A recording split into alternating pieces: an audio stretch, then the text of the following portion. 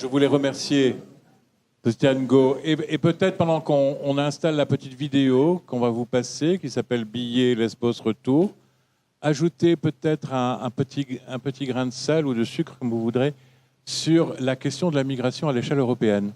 En fait, et c'est très pervers, l'Europe a effroyablement besoin de migrants, de réfugiés, vous les appelez comme vous voulez. Pourquoi ? On n'y pense pas. Le vieillissement de la population.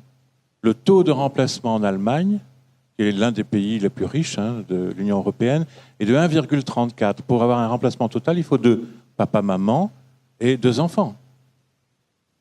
Ce qui fait qu'il y a des pertes sèches, ce qui fait que la population, je dirais, autochtone, aussi de la Russie d'ailleurs, de la Pologne, etc., diminue.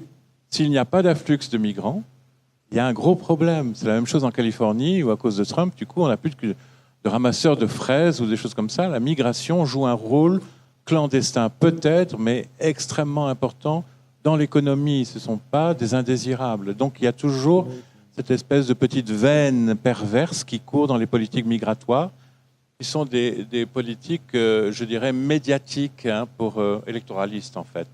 Merci beaucoup. Et nous regardons maintenant cette vidéo. N'est-ce pas qu'on va la regarder ? Qui arrive dans quelques instants. Lesbos n'est pas la porte à côté. Lesbos est une île en Grèce, comme vous savez. C'est un des hauts lieux du passage.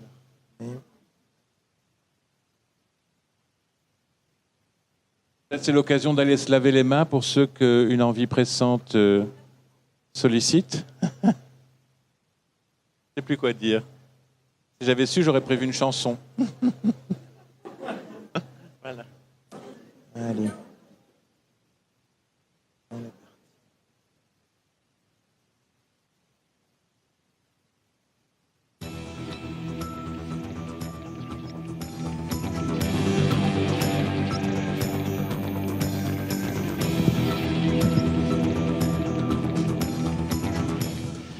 Nous vous emmenons aujourd'hui dans un paysage de cartes postales sur l'île grecque de Lesbos. Des villages entourés de champs d'oliviers et à leurs pieds la mer Égée. Mais pour ceux qui rêvent d'une vie meilleure, Lesbos, c'est aussi une porte d'entrée vers l'Europe. Des milliers de migrants et de réfugiés ont rejoint ces dernières années le territoire européen après un long périple à travers la Turquie, dont les côtes sont à quelques kilomètres seulement de l'île. Au printemps 2015, les arrivées se sont multipliées. Des hommes, des femmes, des familles venues de Syrie, d'Irak ou d'Afghanistan. Beaucoup ont payé des sommes énormes à des passeurs qui les entassaient dans des bateaux vétustes. Les ONG se sont mobilisées pour éviter des naufrages meurtriers, mais aussi pour dénoncer des conditions d'accueil inhumaines sur l'île. Les migrants s'entassent dans des camps. Le plus grand, celui de Moira, est prévu pour 2000 personnes.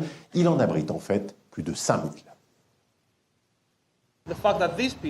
Le fait que ces gens, certains depuis des mois, soient bloqués sur cette île avec très peu d'informations sur l'avancée de leur demande d'asile ou sur quoi que ce soit d'autre, et aussi le fait qu'ils soient coincés dans ces conditions déplorables avec très peu de nourriture et d'aide, ce n'est pas du tout surprenant que les choses se soient détériorées à ce point.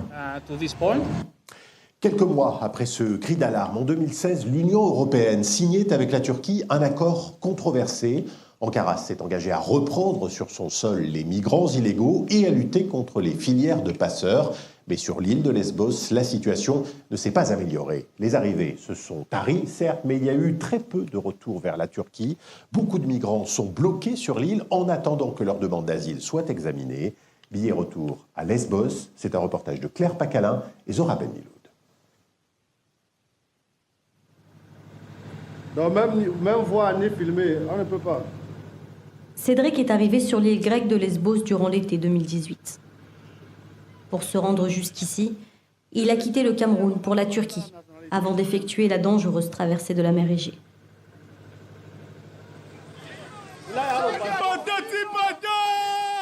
Ces images ont été filmées quelques secondes après son arrivée sur le territoire européen. Mais l'euphorie était de courte durée. Au téléphone, un ami avec qui il a voyagé. Ensemble, ils discutent de la mort récente au camp d'un camarade. Lui aussi était camerounais. Jean-Paul avait 24 ans. Et pour Cédric et ses amis, Le froid, l'absence d'hygiène dans le camp et le manque d'accès aux médicaments sont responsables de sa mort. Ils vivent dans un camp de fortune construit au milieu des champs d'oliviers, à quelques pas du camp de migrants officiel géré par le gouvernement grec. La boîte à wifi. Pour voir le docteur, c'est pas facile. Et quand tu réussis à voir le docteur, tu dis par exemple que tu as l'asthme, on te donne le paracétamol. Tu as mal des dents, on te donne le paracétamol. Tu as mal de tête, paracétamol. Tu ne dors pas, paracétamol. Apparemment, le paracétamol fait tout. Je ne savais pas, c'est eux qui ont fait la médecine. Moi, je n'ai pas fait la médecine. Donc, je ne sais pas. Cédric nous propose de visiter la tente réservée aux migrants africains. C'est ici que j'ai fait 3 mois avant d'avoir mes papiers, c'est là. Avant d'aller en ville, maintenant il faut la résidence, ouais. Il faut entrer, c'est la porte des étoiles. Donc, c'est le quotidien d'ici. Manger, dormir, pas de travail. C'est ça. C'est ça. Tu vois, c'est normal que notre frère puisse mourir de froid parce que, regardez vous-même, il n'y a pas de lumière. Voilà, vous-même, regardez, à l'instant, c'est glacé du congélateur ici. Du congélateur, c'est glacé. Pas de chauffage. Voilà un maigre chauffage que je ne sais pas si ça peut chauffer toute une tente. Je ne sais pas vraiment. Voilà ça. Un chauffage pour 115 personnes. 115 personnes, c'est ça. Voilà, le passe-temps pour me détendre. Un peu d'exercice. Pour ne pas maigrir. Pour la musculature. Donc, fabriquer. Après, on change.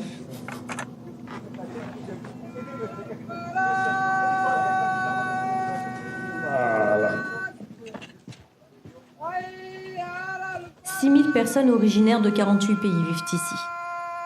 Tous attendent de savoir s'ils obtiendront l'asile ou s'ils seront renvoyés chez eux.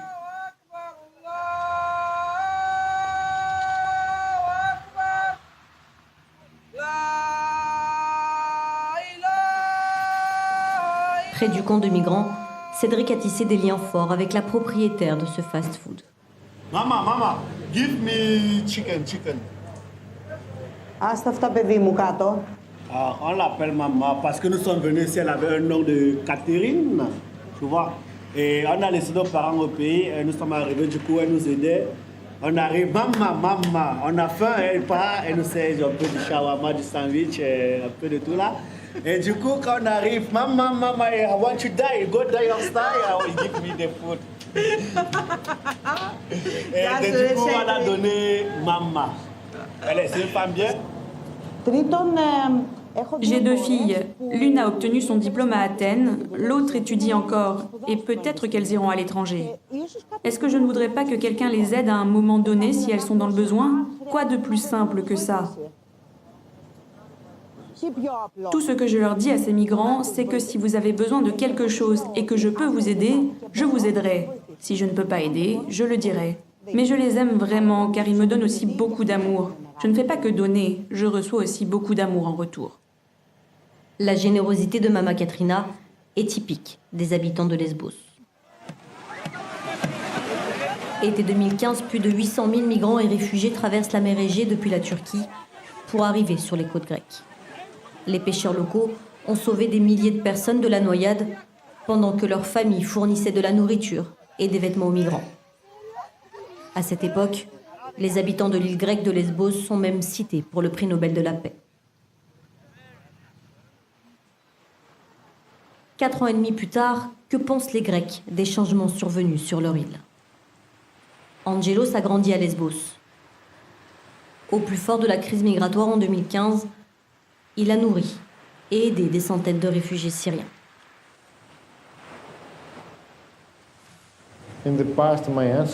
Dans le passé, mes ancêtres étaient des réfugiés d'Asie mineure. Nous devons les aider. C'est humain. Et c'est même dans notre ADN. Mais la majorité des habitants de la ville sont partagés. Ils veulent aider, mais ils ont l'impression que personne ne leur a demandé leur avis.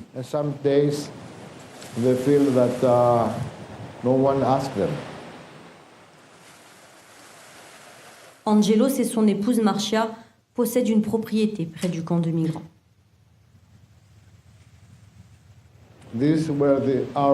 C'est ici que se trouvaient nos bureaux. Et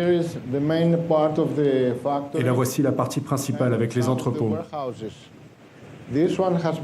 Cet entrepôt-ci a été totalement vandalisé.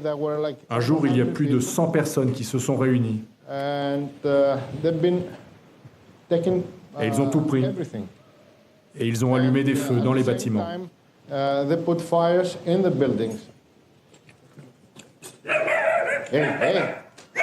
À plusieurs reprises depuis 2015, des groupes de migrants à la recherche d'un abri se sont installés dans les bâtiments, autrefois utilisés pour la fabrication d'huile d'olive. Je pense que la structure du bâtiment est endommagée. Je ne sais pas. Qui c'est qui va payer pour ça? Au tout début, je me suis senti en colère, énervé, frustré. Je me sentais stupide. Pourquoi? Eh bien parce que personne ne s'est demandé ce qui nous est arrivé ici à nous, en tant que Grecs. Nous avons beaucoup souffert. Avant la crise des réfugiés, il y a eu la crise économique en Grèce. C'était un trop lourd fardeau pour nous. En tant que citoyenne de cette île, je me sens totalement sans protection. Angelos et Marcia avaient de grands projets pour leur propriété. Ils nous expliquent que tout est parti en fumée. On espérait trouver des investisseurs pour transformer toute la propriété en hôtel 5 étoiles. Mais maintenant, nous avons ça. Alors oui, nous sommes frustrés. À l'origine de cette frustration, l'accord signé entre l'Union européenne et la Turquie en 2016. Ce pacte avait pour objectif de décourager les passages illégaux. Et dès sa signature, le nombre d'arrivées a littéralement chuté. L'île de Lesbos n'était qu'un lieu de transit pour migrants souhaitant se rendre dans des pays européens plus prospères. Elle est devenue une île de séjour forcé où ils sont contraints d'attendre que leur demande d'asile soit traitée. Au début, nous avions de la sympathie pour eux. On a essayé de faire tout ce qui était en notre pouvoir pour les aider. Nous l'avons fait au début. Mais c'est incontrôlable, on ne peut rien y faire. Il faut faire quelque chose, mais personne ne fait rien. Donc nous commençons à être en colère. Tout cela doit changer. Nous voulons que ces personnes aient une vie et un avenir meilleur. Nous n'avons rien contre ces personnes. Nous voulons simplement qu'elles poursuivent leurs rêves. Si les bureaucrates européens continuent leur politique, vous n'aurez pas seulement le Brexit. Vous allez voir d'autres pays quitter l'Union européenne. Parce qu'ils n'ont aucune solution à nos problèmes réels.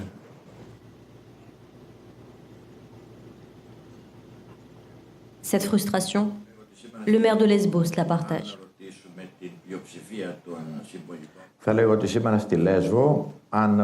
Si vous demandez l'avis des gens de Lesbos, la majorité vous dira que le plus gros problème est la crise migratoire et la façon dont l'Union européenne et le gouvernement grec la gèrent. Et je constate tous les jours que les propos tenus par l'extrême droite prennent un caractère banal et deviennent acceptables pour des personnes qui n'ont pourtant aucun lien avec ces idéologies racistes.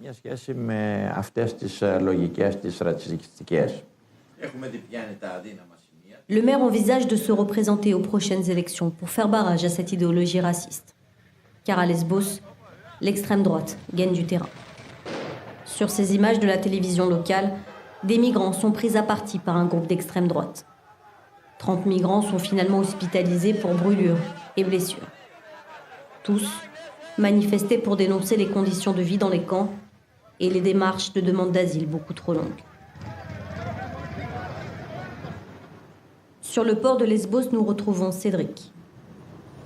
Lui a rendez-vous dans 1 an pour déposer sa demande d'asile, sans l'assurance qu'elle soit retenue. Parce que je n'avais jamais rêvé de la Grèce, mais me voici aujourd'hui en Grèce. C'était quoi ton rêve au départ? Mon rêve, c'était l'Angleterre. Le football. C'est ça. Donc, depuis mon petit bas âge, mon rêve, c'était l'Angleterre. Et du tout, j'ai pensé à Chelsea. C'est une équipe que j'ai beaucoup aimée. Parce qu'il y avait la force d'un Africain. Et beaucoup d'Africains sont passés, Didier Drogba, Samuel Eto'o, Michael Essien, John Obi Miguel, Makelele, ouais, beaucoup d'Africains sont passés.